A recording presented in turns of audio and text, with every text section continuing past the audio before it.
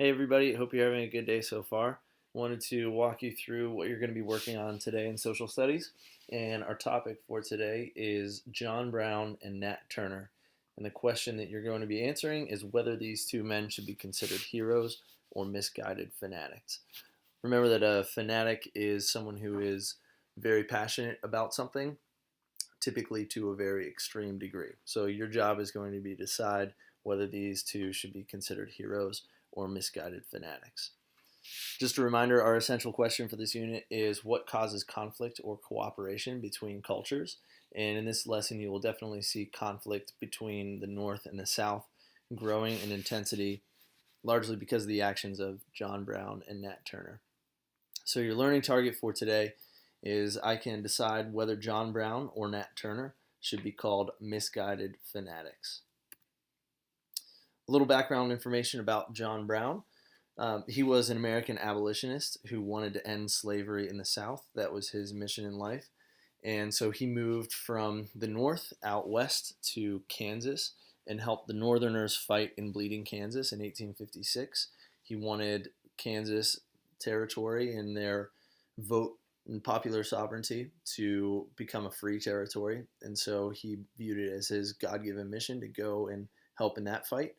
And then later on, more famously, he led a raid on an armory in Harper's Ferry, Virginia in 1859.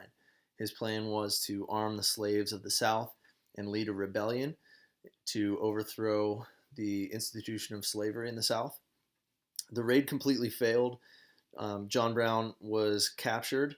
He was found guilty of treason, and he was eventually hanged for his crimes. So he wasn't killed at Harper's Ferry. He was put on trial first and later hanged. In the North, he was viewed as a hero. He was someone who was willing to put his life on the line to end the evils of slavery, while in the South, people believed that he was a dangerous lunatic, that he was crazy, and that he was the embodiment of all the terror that the North would bring toward the South because of slavery. And so he was absolutely public enemy number one. So that's John Brown. Nat Turner, also a very controversial figure, he was a slave from Virginia who led a revolt in 1831. So he gathered together a group of slaves. They communicated in secret over a few weeks, and eventually he got together a group that traveled from house to house in the middle of the night, attacking white slaveholding families. Between 55 and 65 white Virginians were killed, men, women, and children. And eventually, in response, there were large white mobs who attacked their slaves in response. And many of them were not involved in the Nat Turner Rebellion to begin with, but about 200 slaves in the South were killed as a result. Nat Turner escaped initially, and he was free for about 70 days in hiding, but eventually he was caught, and just like John Brown, he was hanged for his crimes. So here's what you're going to do with the information you've got so far. For the remainder of the period, you're going to be working on this worksheet here. They call it John Brown and Nat Turner worksheet. For each of these two men, there are three primary sources that you're going to read. They're relatively short.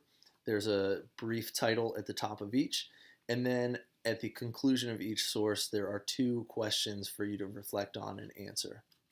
One of them deals specifically with that text, and then the second question asks you to consider, based on that particular document, do you think that John Brown or Nat Turner should be considered a hero or a misguided fanatic?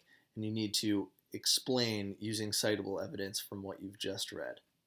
Okay, so for each of these two men, you're going to read three sources, explain your thoughts on whether or not John Brown or Nat Turner should be considered a hero or a misguided fanatic. At the end of the worksheet, you're going to take all of that learning about John Brown and Nat Turner in order to answer a longer question, the same question that you've been working on throughout the period, but this time you're going to include citable evidence from all of the sources that you've read.